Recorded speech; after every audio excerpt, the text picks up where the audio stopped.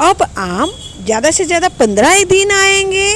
आम का सीज़न चला जाए उसके पहले गुजरात में फेमस मीठा मीठा आम का रस, उसके साथ 2 पड़ वाली रोटी और तीखी तीखी लसनिया आलू की सब्जी, ऐसी पूरी थाली आज हम बनाएंगे।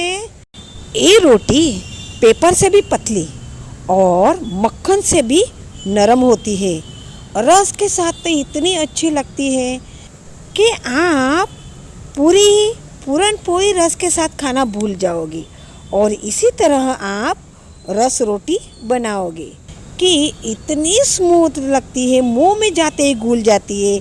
इसलिए बड़े बच्चे बुजुर्ग बहुत ही मज़े से खाते हैं। इसीलिए रेसिपी लास्ट तक देखना और मेरे चैनल को लाइक और सब्सक्राइब अभी से कर दीजिएगा।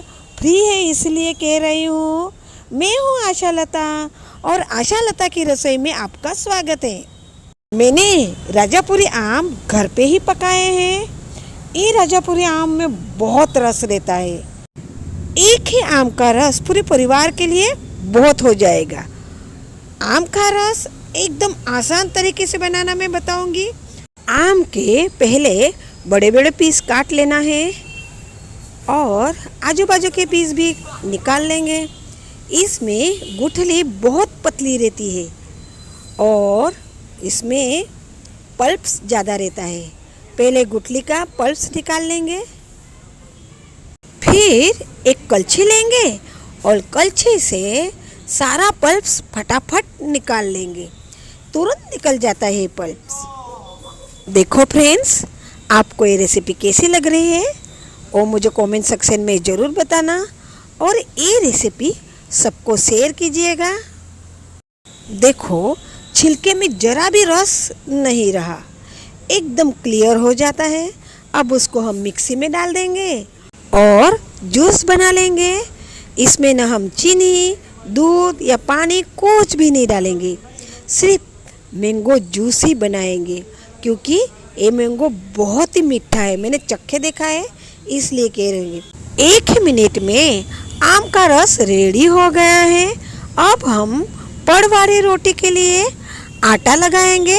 उसके लिए मैंने 1 से 1.5 कप जैसा गेहूं का आटा ले लिया है। उसमें थोड़ा सा ऑयल और थोड़ा सा नमक डाल के अच्छे से मिक्स कर लेना है। थोड़ा थोड़ा पानी डालकर सॉफ्ट आटा लगाएंगे। आटा एकदम सॉफ्ट लगाना है। रोटी का आटा होता है ना, उससे भी सॉफ्ट लगाओगे तो चलेगा क्योंकि ये रोटी के लिए आटा एकदम सॉफ्ट और मुलायम लगता है, तभी रोटी एकदम पेपर जैसी पतली और रुई जैसी नरम आती है। आटे को ढककर 10 मिनट के लिए रेस्ट के लिए छोड़ देंगे तो आटा एकदम सॉफ्ट और मुलायम हो जाएगा। देखो 10 मिनट के बाद दिखा रही हूँ। आटे को अच्छे से मसल के मक्खन जैसा स्मूथ बना लेना है। थोड़ा थोड़ा ऑयल लगाएंगे और उसको मसलते जाएंगे तो मक्खन से भी स्मूथ बन जाएगा। उसमें से एक बड़ा सा लूआ निकालेंगे, उसको अच्छे से मसलेंगे और उसके छोटे छोटे लुइया बनाएंगे। उसको एक जैसा कट लगा के रेडी करेंगे। फिर उसको गोल गोल घुमा के पेड़े बनाएंगे और ये पेड़े को थोड़ा सा ऑयल लगा के रख देंगे। पूरा आटे की ऐसी लुइया बना लेंगे और उसमें थोड़ा सा तेल लगा के रखेंगे तो लुइया एक दूसरे को चिपकेगी भी नहीं और सूखेगी भी नहीं और एकदम सॉफ्ट रहेगी। उसमें से 2 लुइया निकाल लेंगे और बाकी की लुइया ढक के रख देंगे। दोनों लुइयों को थोड़ी थोड़ी सा बेलेंगे, उस पर थोड़ा ऑयल लगाएंगे और आटे में डस्ट करेंगे। ऐसा करने से दोनों लुइया आपस में एकदम चिपकती नहीं है और उसको अच्छे से किनारे से पैक कर देंगे और आटे में डस्ट करके हल्के हाथों से बेलेंगे। हल्के हाथों से बेलना है क्योंकि ये 2 पड़ वाली रोटी है, उसके 2 रोटी हमें अलग अलग करनी है, इसलिए हल्के हाथों से बेलोगे तो चिपकेगी नहीं। एकदम पतला बेलना है, रोटी से भी पतला बेलना है, क्योंकि हम एकदम पतली पतली पेपर जैसी रोटी बनाने वाले हैं। अब दूसरी भी रोटी मैं बना के दिखा रही हूँ। फ्रेंड्स, यकीन कीजिएगा, ये रोटी रस के स्वाद इतनी स्वादिष्ट लगती है, सच में आप पूरी पूरन पोली रस के साथ खाने का भूल ही जाओगे। एकदम पतली, सॉफ्ट, मुंह में जाते ही घुल जाती है और ज़्यादा तेल नहीं होता है उसको, इसलिए हेवी नहीं होती है, जल्दी हजम हो जाती है। बच्चे, बड़े, बुजुर्ग सब आराम से खा सकते हैं, क्योंकि पचने में एकदम हल्की है। वो खो ऐसी पतली बेलना है। अब ये रोटियां मैं सेक के भी दिखाती हूँ। दूसरी एक मेथड है रोटी बेलने की, वो मैं बाद में बताती हूँ।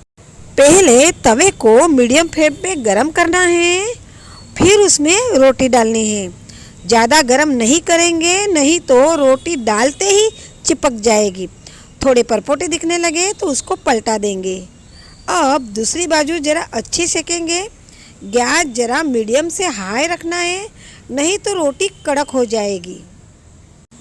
रोटी को हमें फुलाना नहीं है और जलाना भी नहीं है, एकदम हल्का हल्के स्पॉट आने तक ही उसको हमें सेकना है, क्योंकि ये रोटी एकदम पतली रहती है, तो हल्के हल्के स्पॉट पे भी वो अच्छे से सेक जाती है और ऐसी रोटी नरम रहती है। रोटी को हल्का हल्का किनारी पे प्रेस करेंगे तो किनारी भी अच्छे से सेक जाएगी। अंदर तो हाई फ्लेम होता है तो सेक जाती है, किनारी कच्ची रहती है, इसीलिए वहाँ पे कपड़े से थोड़ा थोड़ा हल्का हल्का प्रेस देना है। रोटी अच्छे से सेक गई है, उसको निकाल के मैंने दिखा रही। ऐसा करोगे तो 2 पड़ अपने आप निकल आएंगे। देखो है ना, पेपर से भी पतली, इसलिए उसको ज़्यादा सेकना नहीं है। दूसरी रोटी भी मैं सेक के दिखाती हूँ। देखो फ्रेंड, ये रेसिपी सच में बहुत ही अच्छी है, स्वादिष्ट तो है ही और पचने में भी हल्की है, इसलिए रेसिपी ज़रूर ट्राई करना और मेरे चैनल को लाइक और सब्सक्राइब कर दीजिएगा प्लीज़। बहुत मेहनत से वीडियो बनाती हूँ, इसीलिए कह रही हूँ। देखो कितनी पतली है, आप देख रहे हो ना। पहली मेथड आपको नहीं फाती होगी तो दूसरी मेथड दिखा रही हूँ। एक लुआ लेना है, उसका लंबा लंबा गोल करना है, फिर उसके 2 भाग करने हैं, दोनों गोल करने हैं, उस पर ऑयल लगाना है, थोड़ा आटा लगाना है, सेम टू सेम प्रोसेस करनी है। फिर उसको अच्छे से दबा के आटे में डट करके उसको हल्के हाथों से बेलना है। फिर से बता रही हूँ कि हल्के हाथों से बेलना है, क्योंकि हमें उसमें से 2 रोटी निकालनी है, 2 पड़ वाली रोटी है, इसलिए देखो मैं दिखा रही हूँ ना। किनारे पे खास बेलना है, क्योंकि किनारे पे वो जाड़ी रह जाती है। अब उसको मैं पैन में सेक के दिखाती हूँ। उसको अच्छे से हल्का हल्का कपड़ा से प्रेस करना है और अच्छे से उसको सेक लेना है। ये रोटी को ज़रा भी डोट गिरने नहीं चाहिए। देखो रोटी तुरंत 2 भाग में डिवाइड हो जाती है ऐसी भी, इसलिए आपको जो मेथड अच्छी लगे वो मेथड आप यूज कर सकते हो। और थोड़ा सा घी लगा के रखेंगे। बाकी तो ये रोटी मोस्ट ऑफ कोरी ही खाई जाती है, न ऑयल घी कुछ भी नहीं लगाते हैं, लेकिन मैं घी लगाती हूँ, इसलिए मैंने घी लगाए। सारी रोटियाँ इस तरह बेल लेंगे और एक पर एक रखेंगे और कपड़े में लपेट के रख दोगे ना, तो ये 24 घंटे ऐसी नरम की नरम ही रहेगी। देखो कितनी पतली है। आलू की सब्जी के लिए पहले लहसुन की चटनी रेडी कर लेंगे। 10-8 लहसुन की कलियाँ डालेंगे, 2 टीस्पून लाल तीखी वाली मिर्ची डालेंगे देसी, और उसको अच्छे से कूट लेंगे। कढ़ाई में तेल डालेंगे, थोड़े सरसों के दाने डालेंगे, हींग और 1 कटोरी प्याज डालेंगे। प्याज को अच्छे से सुनहरे कलर का होने तक भुनेंगे, कच्चे नहीं रखेंगे। कच्चे प्याज सब्जी में मीठे लगेंगे, रस मीठा है तो हमें सब्जी तीखी तीखी बनानी है। और फिर प्याज अच्छे से भून जाने के बाद उसमें हमने लहसुन की चटनी बना के रखी है ना, वो डाल देंगे और उसको भी तेल में अच्छे से फ्राई कर लेना है, ज़रा भी कच्चा नहीं रखना है, तो उसका टेस्ट बहुत ही अच्छा आता है। हरा धनिया के डंठल है ना, वो अभी हम सब्जी में डाल देंगे तो सब्जी में पक जाएंगे, तो डंठल वेस्ट नहीं होगा। और जो हरे हरे पत्ते हैं ना, उसको बाद में डालेंगे ऊपर से, तो इसमें डंठल डालने से सब्जी में हरा धनिया का फ्लेवर भी उतर जाएगा।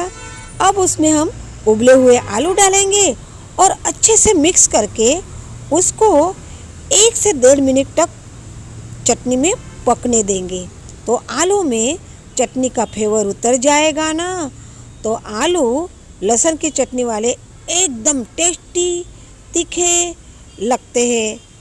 सब्जी में से तेल रिलीज हो रहा है, तो सब्जी अच्छे से पक गई है। अब ऊपर से थोड़ा हरा धनिया ट्रिंकल कर देंगे और डिश सर्व करेंगे। एक थाली में मैंने 2 कटोरी रख दी है। एक कटोरी में मैं आलू की सब्जी रखूँगी, कटोरी की शेप की आलू की सब्जी डालूँगी, उसमें थोड़ा हरा धनिया भी डाल देंगे, कटोरी को पलटा देंगे, ऊपर से थोड़ा हरा धनिया ट्रिंकल करेंगे। दूसरी कटोरी में आम का रस डालेंगे। आम के रस मीठा है इसलिए चीनी नहीं, लेकिन घी डालेंगे, घी से रस अच्छे से हजम हो जाता है और बाँचता नहीं है। और हमने जो 2 पड़ वाली रोटी बनाई है ना, उसके पड़ अलग अलग करके रोटी रखेंगे। ये रोटी एकदम पेपर से भी पतली, रुई से भी सॉफ्ट और मक्खन से भी नरम बनती है। बच्चे और बुजुर्ग भी आराम से खा जाते हैं, क्योंकि ये माउथ मेल्ट रोटी है। डिश रेडी हो गई है। अब मैं रोटी तोड़ के भी दिखाती हूँ, देखो कितनी सॉफ्ट है। और नरम नरम पड़ वाली रोटी और मीठा मीठा आम का रस और तीखी तीखी आलू की सब्जी खाने में बहुत ही मज़ा आता है। ये रेसिपी आपको कैसी लगी, कब ट्राई कर रहे हो, कमेंट सेक्शन में ज़रूर बताना। ये रेसिपी सबको शेयर कीजिएगा। अब तक लाइक और सब्सक्राइब नहीं किया तो कर दीजिएगा। अगले नए रेसिपी में मुलाकात होगी, तब तक के लिए जय श्री कृष्ण।